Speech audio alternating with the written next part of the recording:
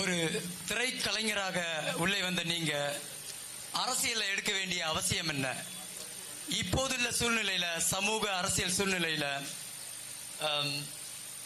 நீங்க நினைக்கிற அரசியல் செய்ய முடியும்னு நம்புறீங்களா? இல்ல, ஒரு திரைக்கலைஞரா வந்த நீங்க ஏன் இந்த வேலையை செய்ய வந்துட்டீங்க அப்படிங்கிறது, திரைக்கலைஞரா வருவதற்கு முன்பு படிக்கும் போதே எங்களுக்கு மொழி இன உணர்வு ஊட்டப்பட்டு விட்டது. அப்ப சிறு பிள்ளையிலிருந்து தமிழர் அந்த உணர்வு வந்துச்சு. அதுல என்னை படிப்பித்த ஆசிரியர் பெருமக்கள் எல்லோரும் திராவிட சிந்தனை திமுக அதுல இருந்தாங்க, திமுக இருந்தாங்க.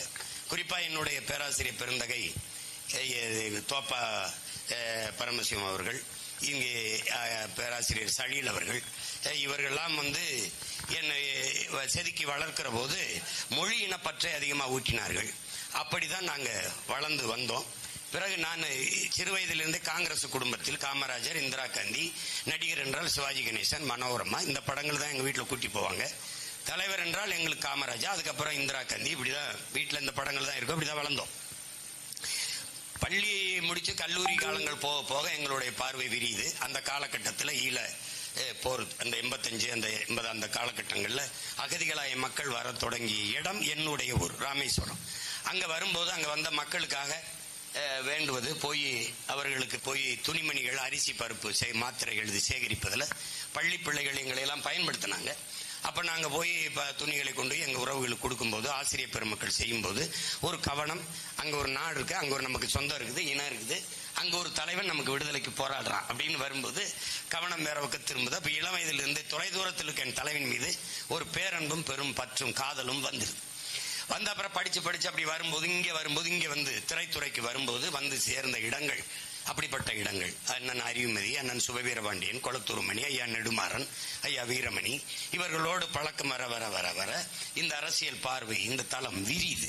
அப்படி விரியும் போது பல மேடைகள்ல திராவிடர் கழகம், இது மார்க்சிய தமிழ்நாடு முற்போக்கு எழுத்தாளர்கள் சங்கம், இந்த அம்பேத்கரிய பொது உடைமை மேடைகள், இந்த மாதிரி மேடைகள் பேச பேச அது அந்த பயணம் விரிவடைந்து அப்படியே போகுது. அப்படியே வரும்போது இங்கிருந்து பேச பேச பேச பேச இந்த பேச்சுகள் எல்லாம் எல்லாருடைய இங்க இருக்கிற நம்ம ஈழ விடுதலைக்கு ஆதரவாளர்கள் யார் யார் என்று வரும்போது அங்கிருந்து ஒரு இளைஞன் திரைத்துறையிலிருந்து எழுந்து வாராக்கூடிய போது நாம் வேலை செஞ்ச இடம் என்னுடைய அப்பா மணிவண்ணன். அவரும் என்னை போன்ற இன உணர்வு, மான உணர்வு, பொது உடைமை சிந்தனைகள் கொண்டவர். அதுக்கப்புறம் எங்க அப்பா பாரதி ராஜா, அவருக்கு இந்த அளவுக்கு இல்லைனாலும் மொழி, இனம், நாடு, மக்கள் அப்படிங்கிற அவருக்கு பெரியார், மார்க்ஸ் இந்த கோட்பாடுகள் மீது அவருக்கு பார்வை இருக்குதோ இல்லையோ, ஆனால் மொழி இனம் என்றதுல இருந்தது. அது அப்படியே வர வர வர ஒரு காலகட்டத்தில் அந்த ஈழ இறுதி போர் வரும்போது நான் தம்பி என்ற படம் எடுத்துக்கொண்டிருந்தேன். அந்த நேரத்தில் அமைதி பேச்சுவார்த்தை 2004 காலகட்டங்களில், அந்த காலகட்டத்தில் நான் கூப்பிடும்போது என்ன வரும்போது தலைவர் கூப்பிடுறாரு. அப்ப நான் போக முடியல. அதுக்கு காரணம் அந்த தம்பி படம் எடுத்துக்கிட்டு இருந்துட்டேன், அந்த விட்டுட்டு போக முடியல. திருப்பி அதுக்கப்புறம் படம் முடிஞ்ச போது 2007 அந்த காலகட்டத்தில் கனடாவுக்கு அனுப்புறாரு. என்னைய கனடாவில் போய் பேசுறேன். அந்த பேச்சு நேரலையில் அங்கு ஒளிபரப்பப்படுது. தலைவர் பார்க்கிறாரு, அது ஈர்க்குது. அப்ப என்னை சந்திச்சு பேசணும் போது திருப்பி அழைக்கிறாங்க. போக முடியாத போது 2008 பிப்ரவரி, அப்ப வாழ்த்துக்கள் படம் முடியுது. அந்த முடியும் போது அவசர அழைப்பு, கிட்டத்தட்ட ஒரு கடத்தி கொண்டு போற மாதிரி அவசர அழைப்பா நான் போந்து தலைவரை போய் பார்க்கும்போது போர் தொடங்கிட்டது. அந்த சூழல்ல அங்க இருந்த காலகட்டங்கள்ல எனக்கு கற்பிக்கப்பட்ட படிப்பினை, பார்த்த காட்சிகள், அந்த அதெல்லாம் என்னுடைய பாதையை திசை திருப்பிடுது. அது வரைக்கும் இருந்த அரசியல் நிலைப்பாடே மாறிடுது. ரொம்ப பெரிய கோரிக்கை என் தலைவன் எனக்கு வைக்கல. சுடும்போது பக்கத்தில் நிறுத்தி வச்சு தோட்டா வெடிக்கிறதை காட்டு, என் துவக்கிலிருந்து போகிற தோட்டாவுக்கு என்ன வலிமை இருக்குதோ அது உங்க வாயிலிருந்து வர ஒவ்வொரு வார்த்தைக்கும் இருக்குது. இது ரெண்டும் சேர்ந்து வெடிக்கணும். பேச்சும் திரைக்கலையும் ராணுவத்தில் வலிமை மிக்க 2 படைப்பிரிவுகள். ஒன்றை செய்ய ஒன்றையோ நீங்கள் விட்டுவிடக்கூடாது. எதிர்காலத்தில் நம் பிள்ளைகளுக்கு, இன்றைய தலைமுறை, நாளைய தலைமுறை பிள்ளைகளுக்கு ஏன் நாம் போராடுகிறோம், நம் போராட்டத்தின் தேவை என்ன, தமிழ் இனம், அதற்கென்று ஒரு நாடு ஏன் தேவை என்கிற இந்த கருத்துக்களை வலியுறுத்தி நீங்கள் தொடர்ச்சியாக நீங்கள் இளைய பிள்ளைகளிடத்தில் கொண்டு சேர்க்க வேண்டும். அந்த பொறுப்பும் கடமையும் உங்களது. என்று அவர் இட்ட கட்டளை. ஒரு 5000 பிள்ளைகளை சேர்த்து கூடவா நம் இன விடுதலைக்காக நீங்கள் போராடிட முடியாது? 5000 பேருக்குமா அந்த நாட்டில் சிறை இருக்குது என்று என் தலைவன் கேட்டார். இன்றைக்கு லட்சக்கணக்கான பிள்ளைகளை அந்த தலைவனுக்காக திரட்டி இந்த மகன் நிறுத்தியிருக்கிறேன் என்றால் அதுதான். அப்ப அரசியல் செய்ய வேண்டும் என்று இல்ல, அந்த சின்ன வயசுல இருந்து அரசியல் ஆர்வம் இருந்தது.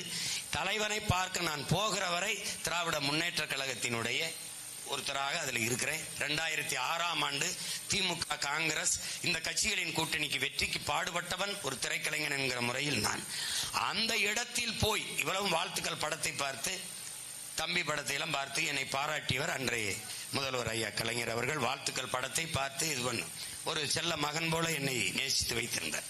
அந்த தலைவரை பார்த்து திரும்பும் போது அவர் சொல்லிவிட்ட சின்ன சின்ன செய்திகளை பகிர்ந்து கொள்ள எனக்கு நேரம் தராமல் தவிர்க்கும் போது அந்த இடைவெளி பெருசாயிட்டது.